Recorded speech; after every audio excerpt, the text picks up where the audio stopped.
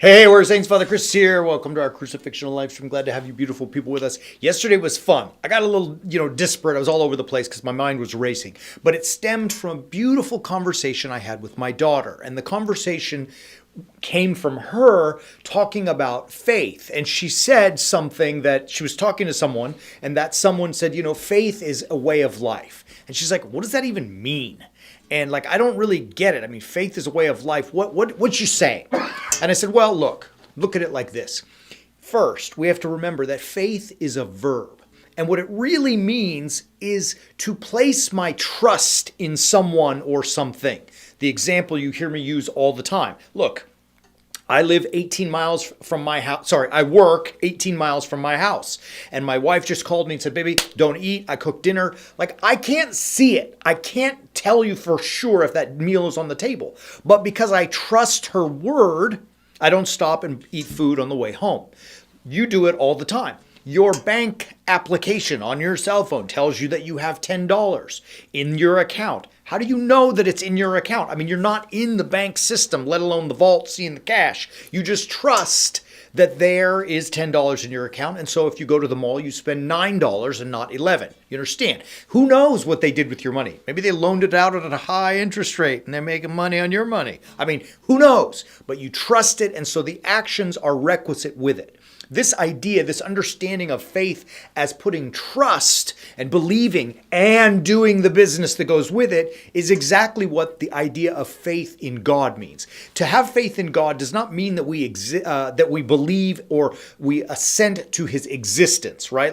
Okay, we're never going to prove God exists or doesn't exist. I mean, there's no videotape and we have no DNA. To trust in him means to have faith in him, means to trust in his word, that what he does, or better, what he commands of us actually leads to life. It's actually the way to do the business. Look at it like this. The greatest monster of all time, death, right? And death was conquered by Christ placing his trust in God the Father. He says, I'm going to put my will aside so that I can do your will. And when he does so, when he sacrifices himself, going to the cross, suffering crucifixion, it ends with the death of the monster and an empty tomb. You see that. And likewise, you and I, warrior saints, we've been called to follow Christ. You can pick any one of the four Gospels, you hear it. You want to be with me? You want to follow me? Pick up your cross, right? And follow behind me. Take my path. You must be crucifixional in your own life. And if you do that, there is the possibility of living a new and different life in this life, and the possibility of life eternal in that which is to come. You see that. So as Christ took the cross and went to an empty tomb, so too if we take the cross in our life, might also, God willing, someday, I shouldn't say good luck, but God willing, through his grace and mercy, at the end, we also might end in eternal life. That doesn't mean that that's the only goal. In fact, if you start to live the cross now in your life, you can see the power of that method or methodology, modus operandi, I don't know, whatever.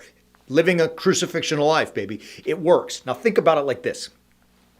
In our marriages, for those who are married, or in any relationship between two people, we are called not to seek what we can get out of it, but how can we sacrifice for the other person in it? Do you follow that? Like my wife and I, and you hear me brag all the time, and forgive me, but I have an awesome marriage. I'm in love with the woman. She's still in love with me.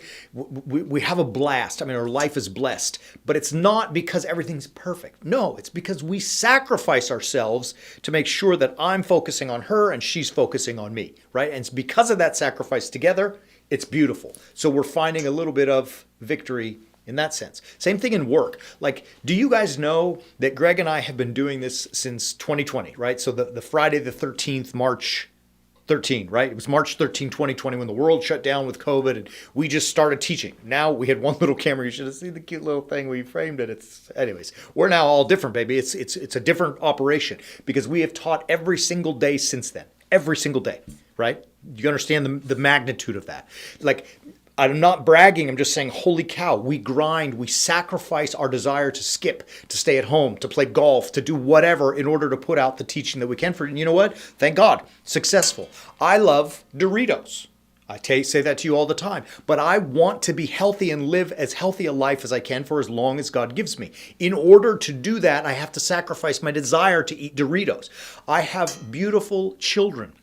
And sometimes I don't want to be around them, right? Like, not because I don't like them, but sometimes they're young women and we all like different things. But to raise good, solid, Orthodox Christian warrior saint women, I have to spend the proper amount of time with them. So when I would rather go home and have a cigar and watch the game, they may need me. So I sacrifice and spend the time. Do you follow that? Just like you, when you want to be in a relationship with a friend who may be giving you a little bit of a headache, and on it goes. In your work life, maybe, you're making cold calls or whatever it is, and you think, well, they said I need to make 50, make 51, right? Sacrifice a little bit, and you see that through that cross life, you find yourself exceptional and living the blessings of that God offers in this life, right? And I'm not talking about money and riches and fame. Those things are all byproducts that come. They fall in line because you're doing the rest of it right. All of that rambling to say, it's your duty.